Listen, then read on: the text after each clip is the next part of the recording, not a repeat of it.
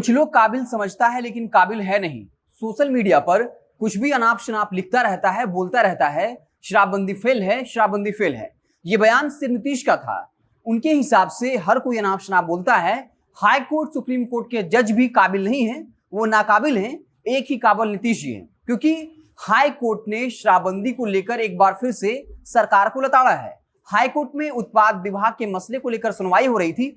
कई तरीके के सवाल पूछे गए थे और हाई कोर्ट की तरफ से वकील राजन गुप्ता और मोहित कुमार शाह ने साफ तौर पे सवाल पूछा कि हर राज्य पहले इंफ्रास्ट्रक्चर तैयार करता है और फिर कोई कानून लाता है, लेकिन बिहार सरकार पहले कानून लाती है और फिर इंफ्रास्ट्रक्चर का निर्माण करती है।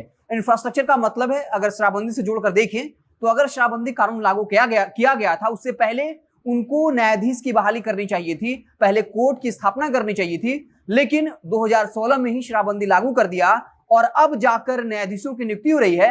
और ये भी सवाल पूछा कि चाहे वो श्रम मंत्रालय हो या फिर सीबीआई का कोर्ट हो, हर किसी के लिए अलग अलग भवन निर्माण हुआ है, लेकिन उत्पाद विभाग की जहां सुनवाई होती है उसके लिए अलग से भवन का निर्माण क्यों नहीं हुआ है।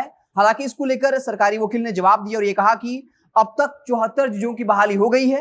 666 जो सहायक कर्मचारी हैं उनके बहाली की स्वीकृति दे दी गई है। यानी शराबबंदी लागू हुआ 2016 में और 8 साल के बाद जाकर के अब सरकार जो है वो उत्पाद विभाग से जुड़े जजों की बहाली कर रही है।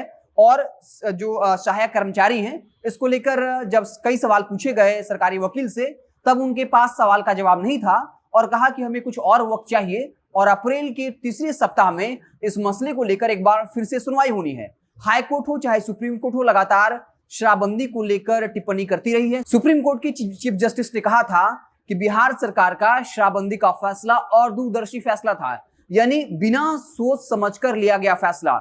और जो तमाम विपक्षी पार्टियां हैं वो आरोप लगाती हैं कि नीतीश कुमार ने सिर्फ महिला वोट बैंक को साधने के लिए शराबबंदी दिखावे के लिए लागू कर दिया, लेकिन शराबबंदी की सच्चाई क्या है ये हर किसी को पता है। हाई कोर्ट ने भी तल्ख टिप्पणी की थी और कहा था कि ऐसा लगता है कि एक नेटवर्क के जरिए बिहार में शराब बेची जा रही है, क्योंकि कोई भी बड़ा शराब माफिया क्यों नहीं पकड़ा जाता है। सिर्फ छोटा मोटा शराब बेचने वाला या पीने वाले लोगों से पूरा जेल भर दिया गया है, लेकिन कोई भी बड़ा शराब माफिया बिहार से नहीं पकड़ा गया है। इस तरीके से कई टिप्पणी हाई कोर्ट और सुप्रीम कोर्ट कर चुकी है। और एक बार फिर से जब इस मसले को लेकर सवाल पूछा जा रहा था, तब सवाल पूछा गया कि जब श्रम मंत्रालय का अलग से भवन है, इसके अलावा सीबीआई के लिए जो कोर्ट है उसके लिए अलग से भवन है, तो उत्पाद विभाग के लिए कोई भवन क्यों नहीं है। और ये पूछा कि तमाम जो राज्य हैं पहले वो इंफ्रास्ट्रक्चर का निर्माण करते हैं फिर कानून लाते हैं, लेकिन बिहार सरकार सबसे अलग है, पहले ये कानून लाती है और फिर इंफ्रास्ट्रक्चर का निर्माण करती है। इससे सबसे ज्यादा दिक्कत जो है वो जितने जजेस हैं उनको हो रहा है, क्योंकि हमारा काम सिर्फ बेल देना नहीं है।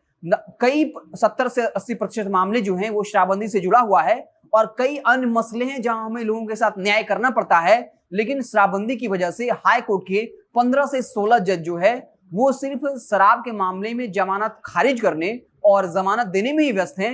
बाकी जो अन्य मसला है, चाहे वो रेप हो, मर्डर हो, हत्याकांड हो, उन मसलों को भी सुनना हमारा काम है, लेकिन शराबबंदी की वजह से सब कुछ जो है गड़बड़ हो जा रहा है। तो साफ तौर पे एक बार फिर से हाई कोर्ट की तरफ से सीएम नीतीश को करारा झटका लगा है। हालांकि नीतीश जी ने एक बयान दिया था कि कुछ लोग खुद को काबिल समझता है लेकिन काबिल है नहीं, सिर्फ चिल्लाता रहता है कि शराबबंदी फेल है, शराबबंदी फेल है। तो नीतीश जी, सवाल ये है कि क्या सिर्फ आप ही एक काबिल हैं, बाकी चाहे वो हाई कोर्ट के जज हों, सुप्रीम कोर्ट के जज हों, सब जो है नाकाबिल हैं।